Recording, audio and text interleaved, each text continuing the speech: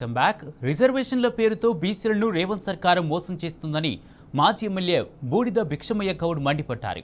అన్ని వర్గాలను వంచిన కాంగ్రెస్కు తగిన గుణపాఠం చెప్పేందుకు ప్రజలంతా సిద్ధంగా ఉన్నారని తేల్చి చెప్పారు. ఈ మేరకు యాదాద్రి భువనగిరి జిల్లా ఆలేరు నియోజకవర్గం ఆత్మకూరులో బీఆర్ఎస్ ఆఫీసును భిక్షమయ్య గౌడ్ ప్రారంభించారు. మాజీ ఎమ్మెల్యే గొంగిడి సునీతా మహేందర్ రెడ్డి జన్మదినం సందర్భంగా నిరుపేదలకు బియ్యం, నిత్యావసరాలను పంపిణీ చేశారు. ఈ ప్రారంభోత్సవంలో భిక్షమయ్య గౌడ్తో పాటు మాజీ డీసీసీబీ అధ్యక్షులు గొంగిడి మహేందర్ రెడ్డి పాల్గొన్నారు.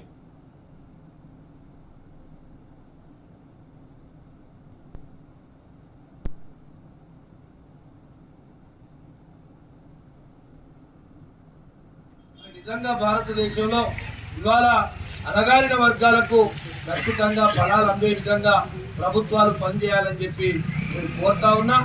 అదేవిధంగా ఇవాళ రేవంత్ రెడ్డి ప్రభుత్వం నిజంగా ఇవాళ అస్తవ్యస్తంగా అయిపోయింది, ఆర్థిక విచ్ఛిన్నం అయిపోయింది, ఆర్థిక విధ్వంసం జరిగింది. కనీసం గ్రామ పంచాయతీలలో ఎన్నికలు పెట్టకుండా, అంటే ఇచ్చినటువంటి మాటకు 42% రిజర్వేషన్ ఇస్తా అని చెప్పి అనేక కల్లిపోటి మాటలతోని వాటిని కాల వెల్లదిస్తా ఉన్నాడు తప్ప అబద్ధం మాటలతోని ఇంకా పరిపాలన సాగించాలని చెప్పి అనేక ప్రయత్నాలు చేస్తూ ఉన్నాడు. ఇవాళ 42% ఇవ్వడం లేదు, గ్రామ పంచాయతీ ఎన్నికలు పెట్టడం లేదు. గ్రామ పంచాయతీ ఎన్నికలు పెట్టకపోవడంతో గ్రామాల వ్యవస్థ అంతా కూడా నిర్వీర్యమైపోయింది. గ్రామ పంచాయతీ వర్కర్లకు కూడా జీతం ఇచ్చే పరిస్థితి లేదు.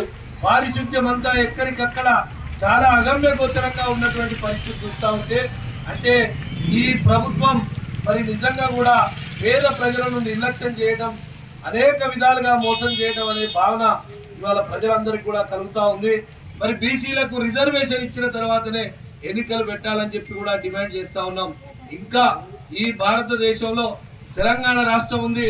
తెలంగాణ రాష్ట్రంలో మరి రావాల్సినటువంటి అనేక వర్గాలకు సంక్షేమ పథకాలు అందాలని చెప్పి